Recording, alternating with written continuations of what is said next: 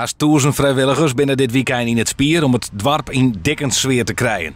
En op de laatste dag moet er nog een soort opgebouwd worden. Ja, we zijn een van de laatste decors aan het opzetten. We zijn al 3 dagen bezig. En dit zijn de laatste loodjes die we even plaatsen moeten. In totaal worden er een zo'n 30 acts opvierd, verspreid over een route van zo'n 2,5 kilometer.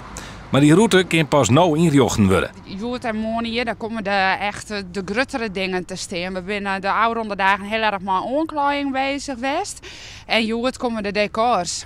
En daar worden strutten afsluiten. En je wil toch gewoon aan de ene kant dat het verkeer gewoon teruggaan kan. Dus vandaar dat op het laatste moment toch die gruttere dingen nog doen.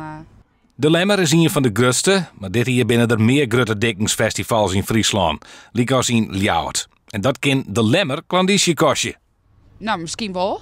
Maar dat weet je net. En misschien kan het elkaar juist wel versterken. Dat mensen zeggen, we gaan een dag naar Ljouwert en we gaan een dag naar Lemmer. Dat ze er een dikkensweekend van maken.